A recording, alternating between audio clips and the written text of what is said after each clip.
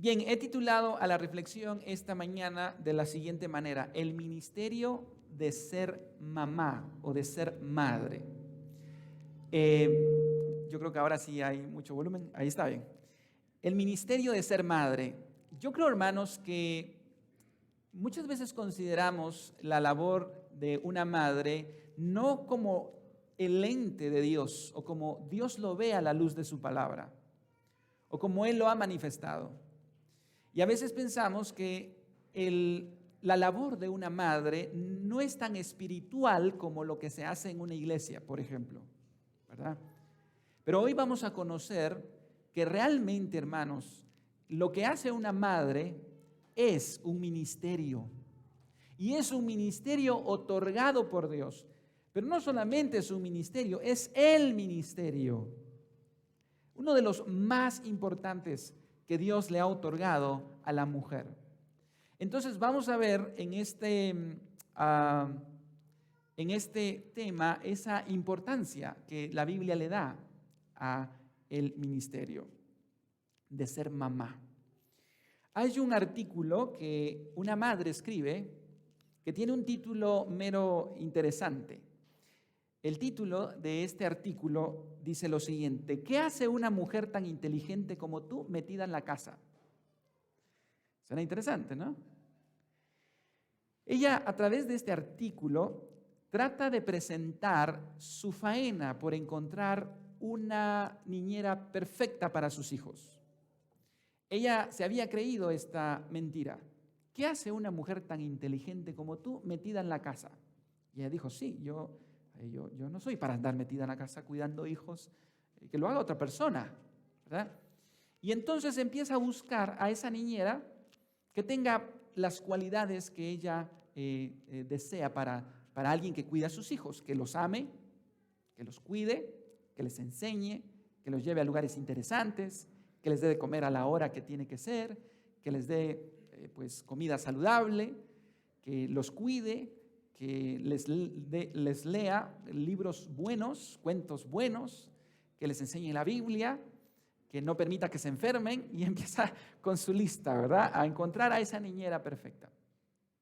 Pero a medida que iba buscando quién podía hacer esa labor, se da cuenta que no hay una persona que cumpla con esos requisitos.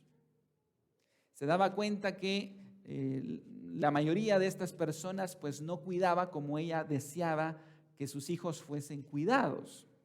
Al final del artículo ella dice lo siguiente: con el tiempo aprendí una lección importante. Gracias a la búsqueda de atención para mis hijos, por más licencias que otorguemos, pautas que establezcamos y dinero que paguemos, es imposible ejercer un control de calidad en la capacidad de un ser humano para amar a otro u ocuparse de él. Yo había deseado los servicios de una persona cariñosa, que tuviera sentido del humor y una actitud vivaz, alguien que fomentara la creatividad en mis hijos, que los llevara a lugares interesantes, que contestara todas sus preguntas y los arrullara hasta que se quedaran dormidos. Lenta y dolorosamente llegué a una pasmosa conclusión.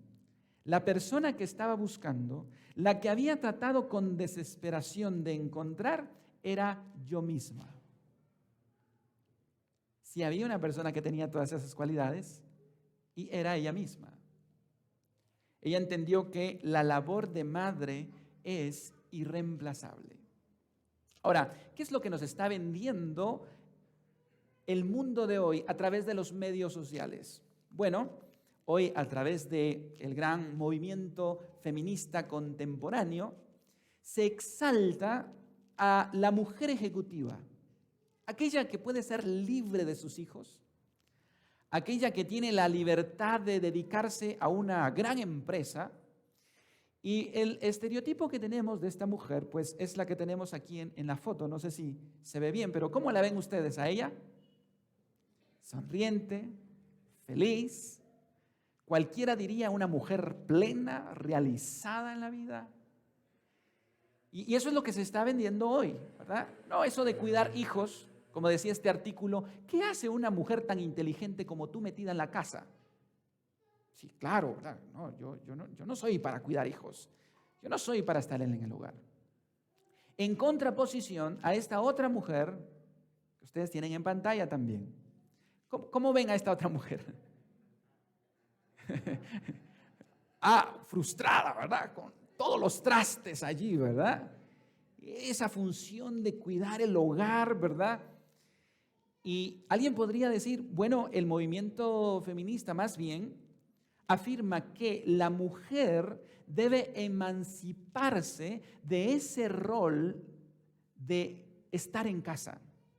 La mujer debe liberarse de ese rol que el heteropatriarcado le ha asignado para criar a los hijos.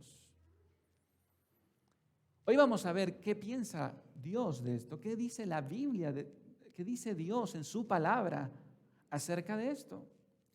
Y hermanos, antes de entrar a la Biblia, quisiera que consideráramos ciertas estadísticas que hablan por sí solas. Cada día tenemos más madres ejecutivas que madres en el hogar, especialmente en las nuevas generaciones.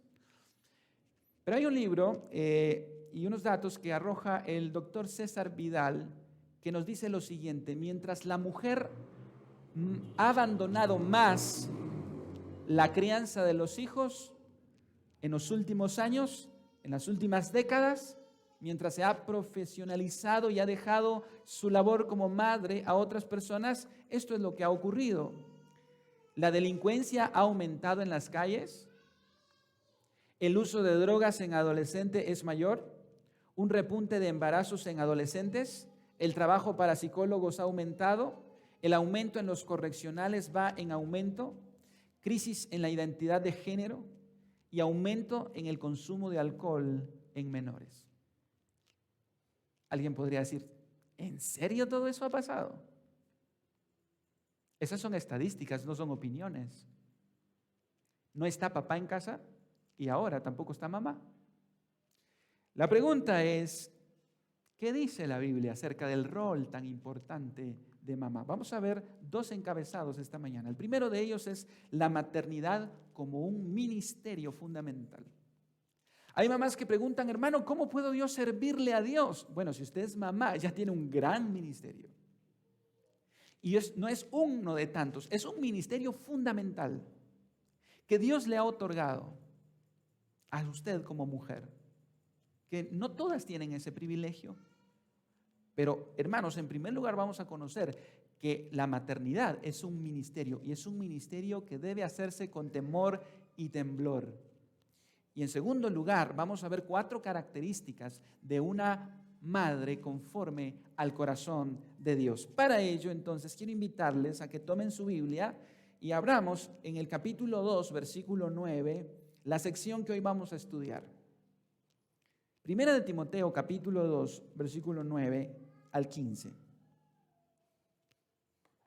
Dice así la palabra de Dios: asimismo, que las mujeres se atavíen de ropa decorosa. Asimismo, que las mujeres se atavíen de ropa decorosa, con pudor y modestia, no con peinado ostentoso, ni oro, ni perlas, ni vestidos costosos, sino con buenas obras, como corresponde a mujeres que profesan piedad. La mujer aprenda en silencio con toda sujeción. Versículo 12. Porque no permito a la mujer enseñar ni ejercer dominio sobre el hombre, sino estar en silencio, porque Adán fue formado primero, después Eva. Versículo 14. Y Adán no fue engañado, sino que la mujer, siendo engañada, incurrió en transgresión, pero se salvará engendrando hijos, si permaneciere en fe, amor y santificación con modestia. Qué pasaje, ¿verdad, hermanos? Como decía Pedro, hay cartas de Pablo que cuesta entender, ¿verdad? Y a primera vista este pasaje como que, especialmente a las mujeres, ¿no? Como que las deja así como, ¿qué está diciendo Pablo en esta carta, verdad? Dice el último versículo, que es donde nos vamos a enfocar, el versículo 15, que la mujer se salvará, ¿qué dice? engendrando hijos. Y uno podría concluir a una lectura a simple vista, bueno, entonces si por salvar se gana uno el cielo, por engendrar hijos se gana uno el cielo, Susana Wesley tiene un lugar especial, ¿verdad? Ella tuvo 19 hijos. Dicen, hombre, ella se graduó con honores, ¿verdad? Pero hermanos, la Biblia no enseña que la salvación es por engendrar hijos, sino los hombres estamos perdidos, ¿verdad? No podemos nosotros engendrar, aunque por supuesto llevamos un papel importante, etcétera, y es un proceso, eso ya tocará para el Día del Padre, pero ¿a qué se refiere Pablo cuando dice que la mujer se salvará engendrando hijos? Bueno, la palabra en el original, más que engendrar, da la idea de criar hijos. Pablo está hablando aquí de la caída. Y ella dice, no fue el hombre el que cayó en primer lugar, fue la mujer. Vean lo que dice el verso 14. Adán no fue engañado, sino que la mujer, siendo engañada, incurrió en transgresión. Hay un antecedente en la caída y fue que la mujer tomó el lugar que no le correspondía. ¿Sabían ustedes, hermanas, que la mujer no recibió el mandato de no comer del árbol del bien y del mal? No lo recibió. Cuando Dios le enseñó eso al hombre, todavía Eva no había sido creada. Ese mandato lo recibió Adán y fue Adán quien tuvo la responsabilidad de enseñarle los mandamientos a su esposa.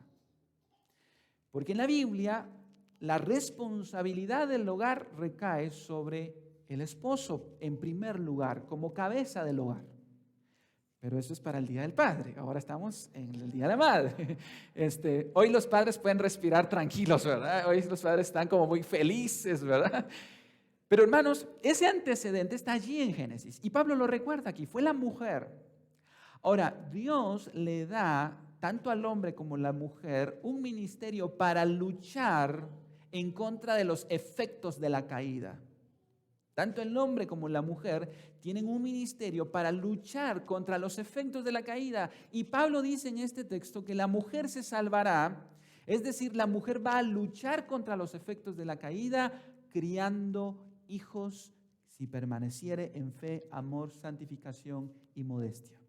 Es decir, lo que está diciendo Pablo en este pasaje es que el ministerio que Dios le ha entregado a la mujer para luchar contra los efectos de la caída es criar una generación de hijos piadosos y temerosos de Dios. De manera, hermanos y hermanas, es que entendemos en este pasaje que el papel de la mujer como madre es un ministerio que Dios le ha asignado fundamental. Cuando uno revisa el libro de Génesis, se da cuenta, hermanos, de cómo el rol, fíjense, desde Génesis, el diseño divino, el rol de la mujer se enfoca en el hogar y el rol del hombre en el campo. Cuando Dios maldice al hombre y a la mujer, que lo hace por separado, la maldición de la mujer está en el contexto en el que ella se desempeña, en el hogar. Y la maldición del hombre está en el campo donde él se desempeña, en el campo. Vean ustedes Génesis capítulo 3, verso 16. A la mujer dijo, multiplicaré en gran manera los dolores en tus preñeces. Con dolor darás a luz a tus hijos, y tu deseo será para tu marido, y él se enseñoreará de ti. Allí está la maldición de la mujer. Tiene que ver con criar a sus hijos, con dolor. Ahora noten ustedes la maldición para el hombre, es en el contexto del campo. Versículo 17 y 18. Y al hombre dijo, por cuanto obedecisteis a la voz de tu mujer. Noten, hermanos, que Eva tomó un lugar que no le correspondía. Tomó las decisiones. Esto no quiere decir, por supuesto, que el hombre tiene la última palabra. La Biblia también nos enseña que las decisiones deben ser tomadas en consenso. Pero aquí está la maldición para el hombre. Por cuanto obedeciste la voz de tu mujer y comiste del árbol que te mandé diciendo. Ahora miren hacia dónde se enfoca la maldición para el hombre. No comerás de él, maldita será la tierra por tu causa, con dolor comerás de ella todos los días de tu vida, espinos y cardos te producirá y comerás plantas del campo. ¿Notaron cómo en cada contexto es diferente? Porque en el diseño de Dios, en Génesis, es que el hombre tenía que ser el proveedor en la casa, mientras que la mujer estaba en el hogar, en el ministerio de la crianza de los hijos. Por supuesto que esto no quiere decir que el varón no tenga ningún rol en la crianza de los hijos. Por supuesto que sí, pero la madre tiene esa cualidad de poderlo tener desde el vientre, de darle de mamar y poder estar con ellos más tiempo, debido a que el hombre está en este diseño, pues trayendo el sustento para el hogar. Ahora, esto, hermanos, no es algo que ocurre simplemente en Génesis. Esto lo vemos en otros pasajes en la Biblia. Vean ustedes, por ejemplo, en las instrucciones que Pablo da acerca de las viudas. Vean las cualidades importantes que Pablo resalta en 1 Timoteo capítulo 5 y vean ustedes que son cualidades que se dan en el hogar. Versículo 9 del capítulo 5 de 1 Timoteo. Sea puesta en la lista solo la viuda no menor de 60 años, que haya sido esposa de un solo marido, que tenga testimonio de buenas obras. ¿Ok? ¿Y cuáles son esas buenas obras que Pablo resalta? Número 1, si ha criado hijos. Vean ustedes que lo primero que presenta es el tema de la crianza de sus hijos. 2, si ha practicado la hospitalidad. ¿Y sabe dónde se practicaba la hospitalidad? Al recibir a las personas en casa. Otra vez, la mujer en el contexto de la casa. Si ha lavado los pies de los santos. En la costumbre judía, en las calles polvorientas de Jerusalén, era parte de la cultura ofrecer agua y lavar los pies de los invitados. Otra vez, el contexto de la casa. Si ha socorrido a los afligidos. No habían hospitales en el primer siglo como los que ahora tenemos, por lo tanto muchas casas se convertían en lugares para ayudar a los afligidos. Si ha practicado toda buena obra. Noten, hermanos, entonces que los requisitos que Pablo presenta para la viuda que debía ser ayudada era aquella que tuviera el testimonio de servir en su hogar con total diligencia. Tito capítulo 2 versículo 3, otro detalle tan importante. Las ancianas asimismo sean reverentes en su porte, no calumniadoras, no esclavas del vino, maestras del bien. ¿Y cuál es la maestría del bien? Hermanos, pongan atención, hermanas, pongan atención a esto, versículo 4. ¿Podríamos leer esta parte? Que enseñen a las mujeres jóvenes a amar a sus maridos y a sus hijos. ¿Notaron, hermanas, cuál es la labor de las mujeres ancianas? Enseñar a las mujeres jóvenes ¿a qué? ¿Amar a Jesús? ¿Amar la iglesia? ¿Amar a quién? En primer lugar, no, a sus hijos no. En primer lugar, ¿a quién? A su marido. Y luego a sus hijos. Y todos los maridos le dan un aplauso a Pablo, ¿verdad? Todos los maridos, amén, ¿verdad? ¿Sabían ustedes que hay mujeres que le son infieles a sus esposos por sus hijos? Suena raro, ¿verdad? ¿Sí? Que descuidan a su esposo por sus hijos. Y la Biblia no se equivoca. Dice que enseñen en primer lugar a amar a su marido y a sus hijos. Hermanos, ¿sabe qué nos está diciendo la Biblia? Que la familia es prioridad. La familia es un ministerio, del cual la mujer debe estar atenta. ¿Sabe por qué, hermano? Porque no puede amar a Jesús a quien no ha visto, sino ama a su esposo a quien está viendo. Eso es un principio importantísimo en la Biblia. Amar a Dios lo reflejamos a través de amar a nuestro prójimo. Y entonces Pablo quiere que las mujeres ancianas, dice, enseñen a las mujeres jóvenes a amar a sus maridos y a sus hijos, a ser prudentes, castas. Y miren la palabra que aparece ahí, cuidadosas ¿de qué? De su casa.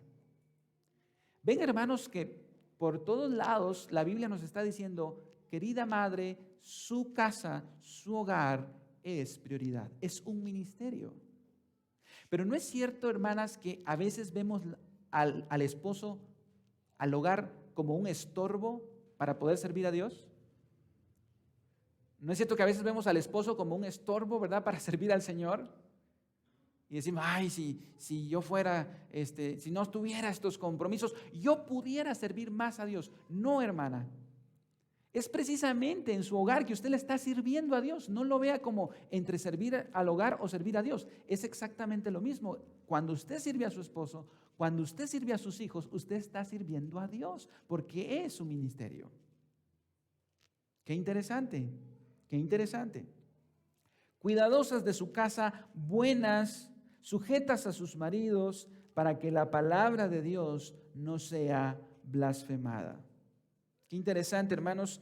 Ven ustedes cómo el contexto bíblico nos ayuda a entender que lo que hacemos en casa es espiritual y es un ministerio. Ahora, hay otra palabra, y vuelvo a otro pasaje para que ustedes vean uno tras otro de la importancia que Dios le da a la mujer en casa, sirviendo, no como lo ve el feminismo hoy, como algo como, ¿qué haces una mujer tan inteligente como tú metida en la casa? No, precisamente porque tienen mucha inteligencia, porque tienen muchos dones. El ministerio esencial que Dios les ha otorgado es en el hogar, porque es irreemplazable la labor de madre. Fíjense lo que dice ahora 1 Timoteo capítulo 5, verso 14. Quiero pues que las viudas jóvenes se casen. ¿Para qué, Pablo? Críen hijos. Y miren, hermanos, la palabra que aparece allí, gobiernen su casa. Esa es la palabra que aparece para los requisitos de los obispos, que gobiernen bien su casa. Y aquí hace énfasis sobre la madre, que gobierne su casa, que no den al adversario ninguna ocasión de maledicencia. Estaba leyendo acerca de cómo hoy las niñeras muchas veces saben más de los hijos que la mamá. Y cuando la mamá lleva al hijo o a la nena al doctor, se tiene que llevar a la niñera. Porque el doctor le pregunta, porque está padeciendo alguna enfermedad, y el doctor empieza a pedirle información y le dice, mire, ¿y cuántas veces vomita al día? Y la mamá le dice, ¿cuántas veces vomita al día? 3, dice. Okay. ¿Y a qué hora se duerme? ¿A qué hora se duerme? Y el doctor dice, bueno, mire, ¿quién es la mamá? Soy yo, doctor, disculpe. Es que no me mantengo en casa. Entonces, ¿no está papá? Tampoco está mamá. ¿Quién entonces cría a los hijos? Disney. Netflix está cuidando a sus niños muy bien.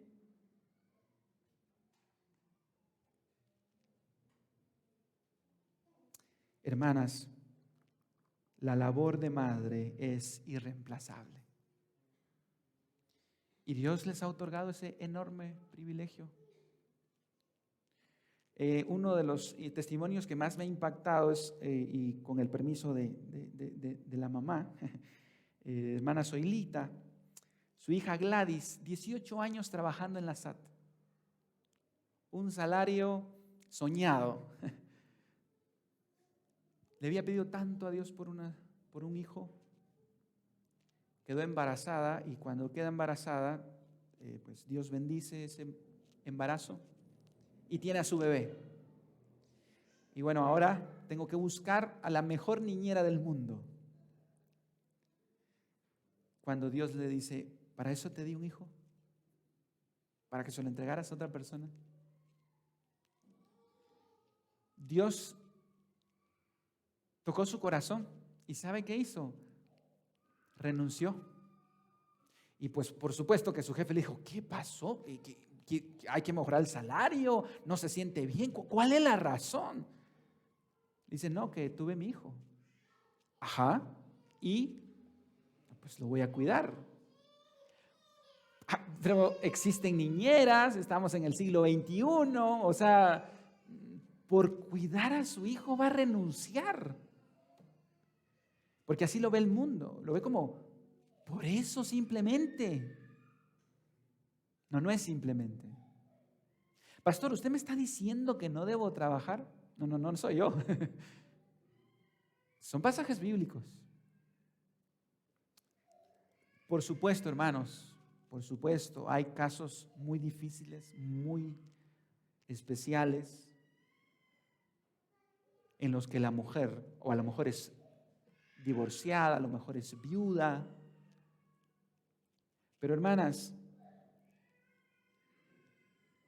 la labor principal son sus hijos. Si alguien más los está cuidando, usted está delegando algo que Dios le delegó a usted. Por supuesto que hay una etapa en que los hijos crecen, son grandes y usted puede dedicarse también a trabajar. Pero sepa usted que esos primeros años son fundamentales para el desarrollo de su hijo. Y es que la Biblia no solo incluye, hermanas, que son las que instruirán o criar, incluye, más bien dicho, criar, incluye también la disciplina. Fíjense lo que dice Proverbios 22, verso 15, la necedad está ligada al corazón del niño. Es decir, todo niño nace de esa manera. La otra vez bromeábamos cuando las personas popularmente dicen, ay, mire qué bonita le salieron sus hijos o le salieron sus hijas, ¿verdad? Bien portadas. Pero ningún hijo sale bueno, todos salen malos. Así dice la Biblia. No es que le salieron buenos. Tiene mucho que ver la crianza. Miren lo que dice el verso 22, capítulo 22, verso 15.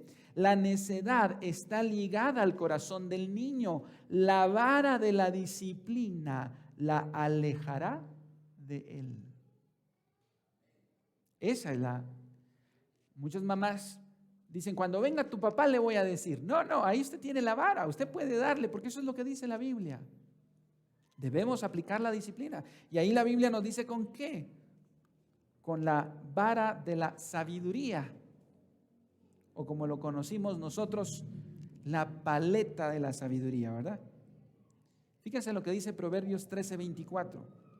El que detiene el castigo a su hijo aborrece, mas el que lo ama desde temprano lo corrige.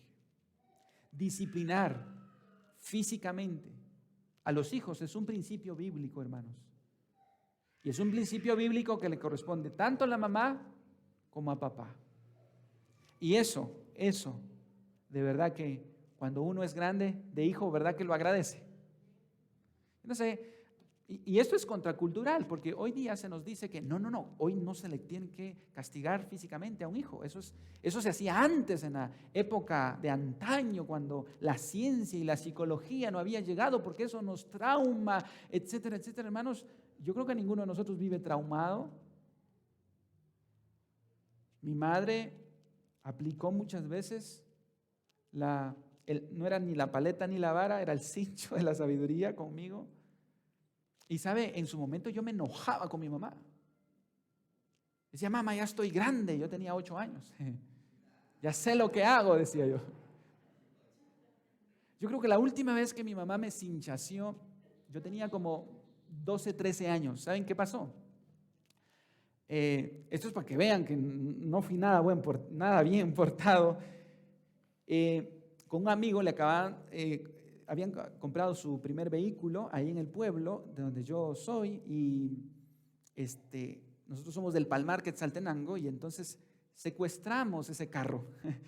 Después del culto, a mi amigo se lo dieron para ir al culto, y después del culto nos fuimos huyendo a Quetzaltenango, al centro. ¿Y saben por qué? Bueno, esas son las cosas que solo los adolescentes de aquel entonces entenderíamos.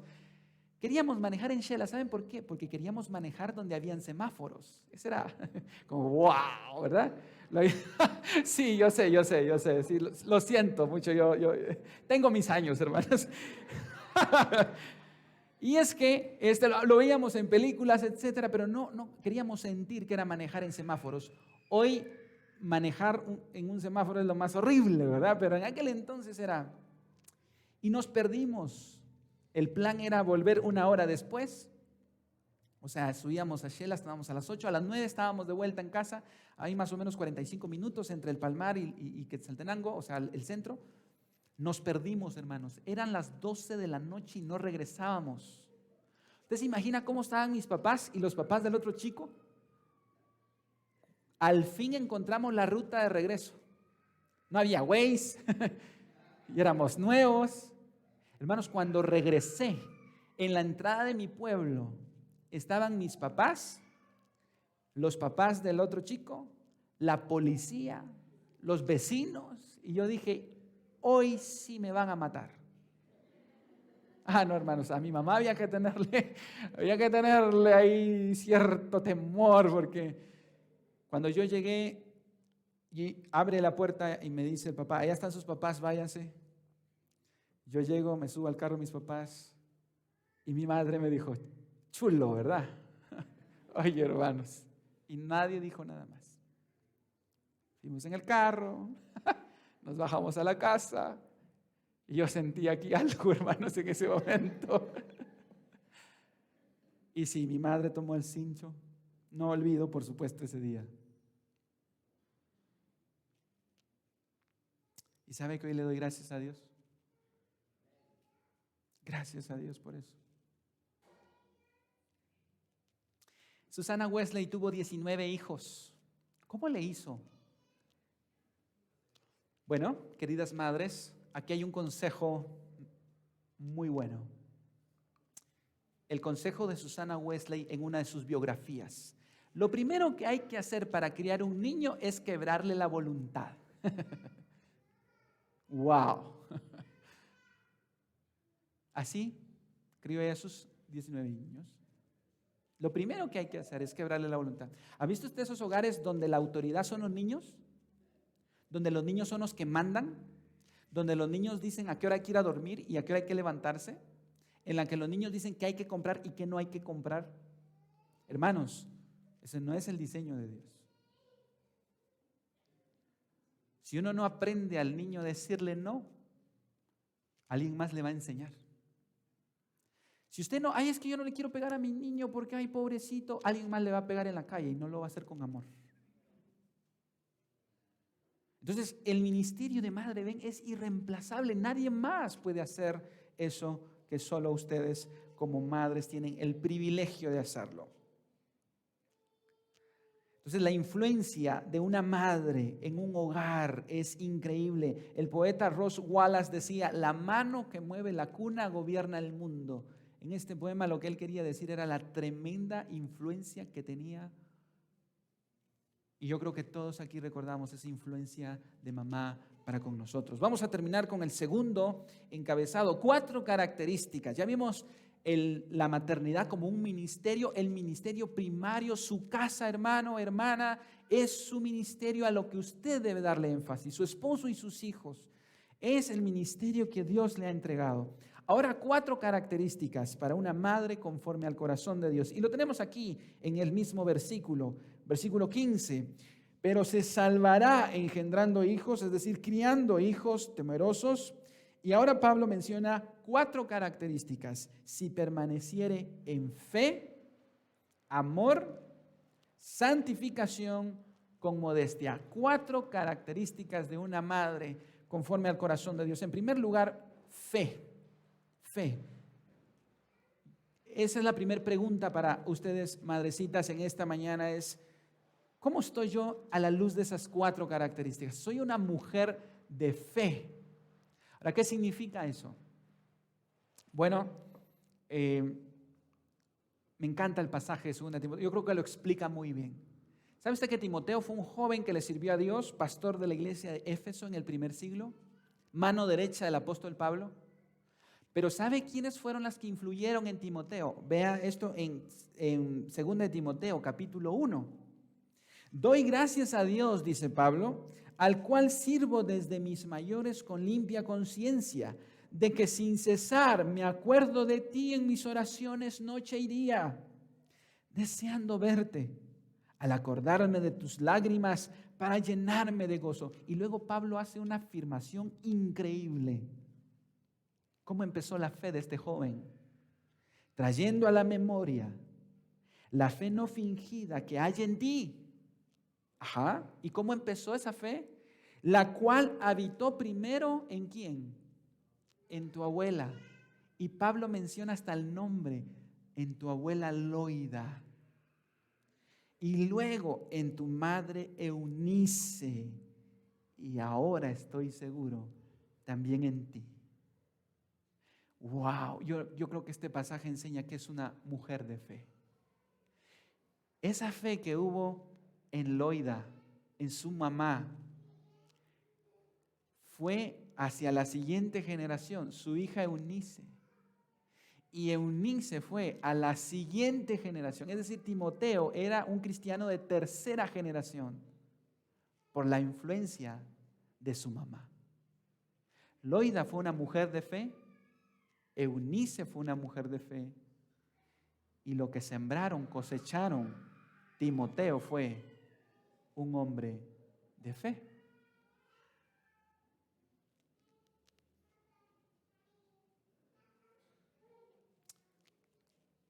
¿Qué hubiera pasado si Eunice no hubiese estado en casa?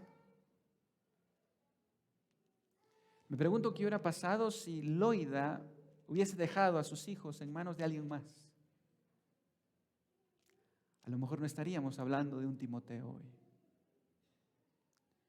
Una mujer de fe es aquella que lee, ora.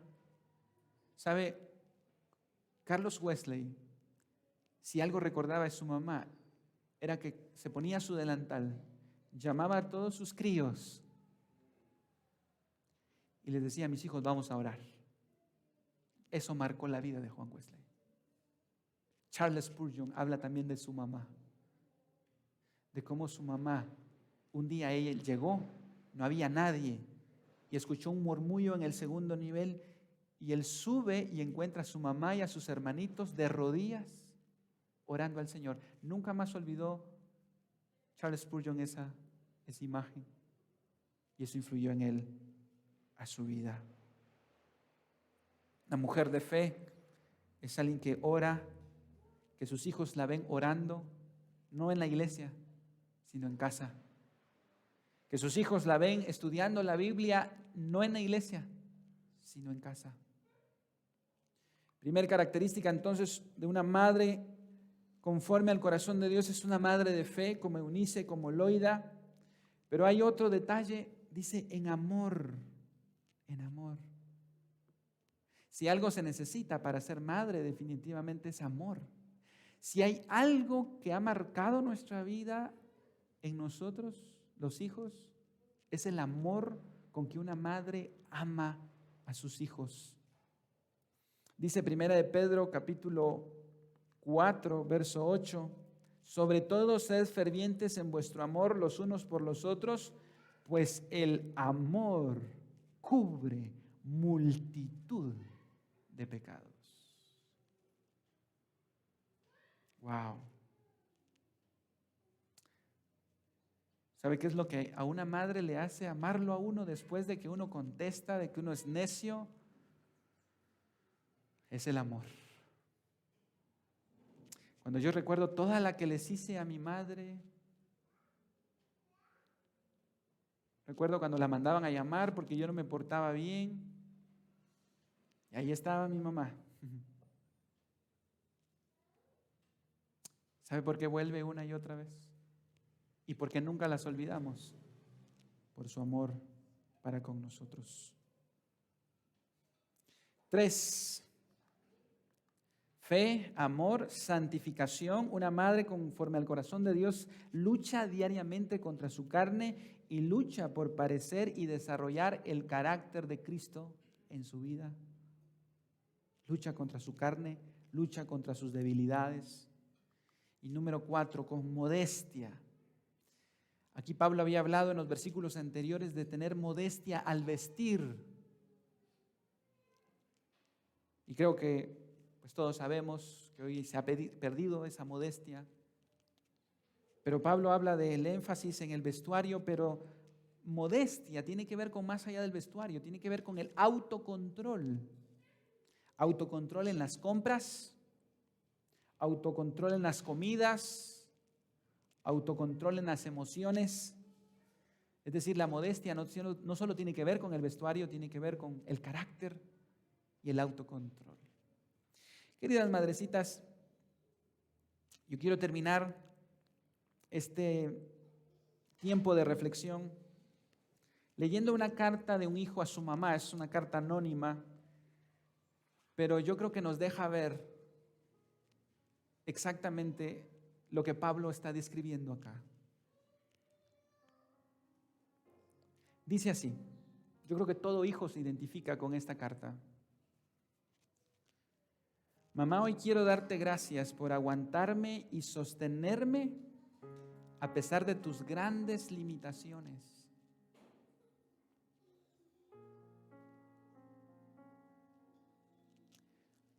Todos sabemos las limitaciones que una mamá tuvo, ¿no? Y cuánto le dolía no darnos aquello que quería.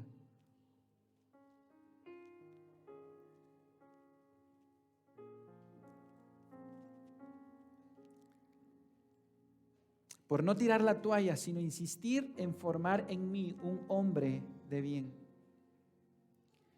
Gracias por desvelarte detrás de la puerta esperándome con el cincho en la mano para corregirme por llegar tarde. Sé que esos hinchazos te dolían más a ti que a mí, porque me amas. Aunque yo en su momento no lo entendía y me enojaba. Gracias por comprarme un par de tenis nuevos cuando me tocaba hacer educación física en el colegio. Solo Dios sabe los grandes esfuerzos que tuviste que hacer para comprarlos. Y yo los recibí con disgusto y con enojo porque no eran de marca, como el de los otros chicos. Perdóname cuando te exigí más de lo que podías darme.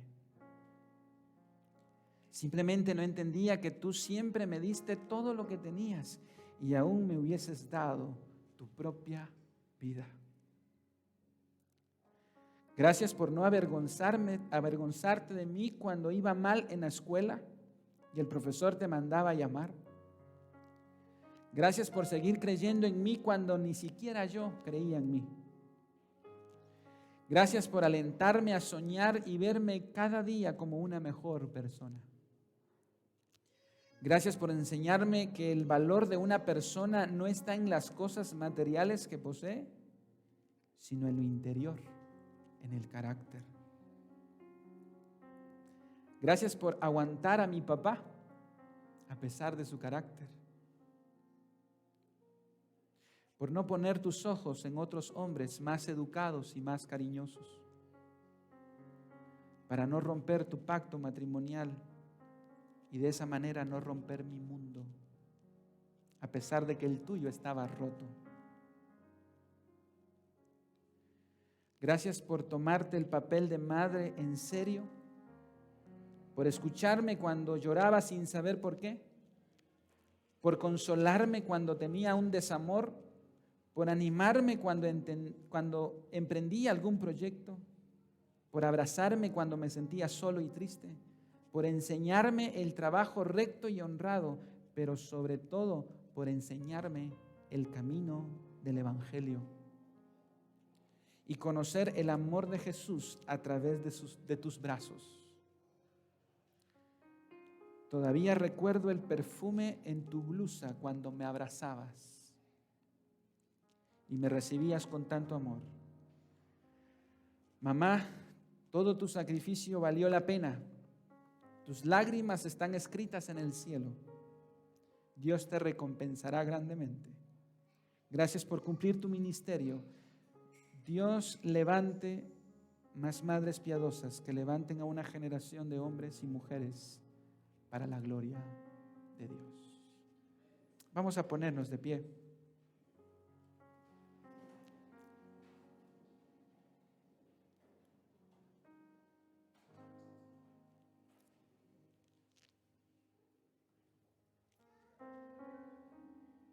Vamos a darle gracias a Dios por nuestras madrecitas. Mamás, vuelvan a ser mamás. El mundo lo necesita.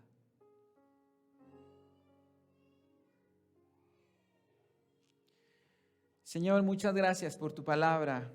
Gracias, Señor, porque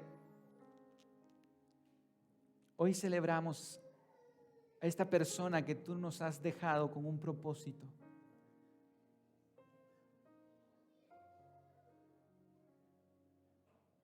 Gracias por esos abrazos que hemos recibido, por esa paleta y por esos hinchazos también, que formaron en nosotros lo que hoy somos.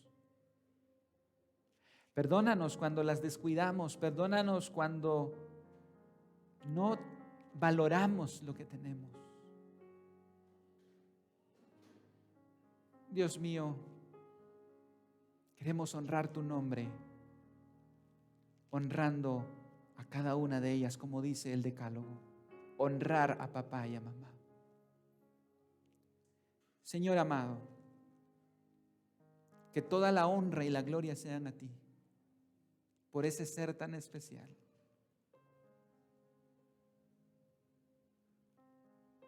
Tú conoces las lágrimas que a ella les ha costado, los dolores,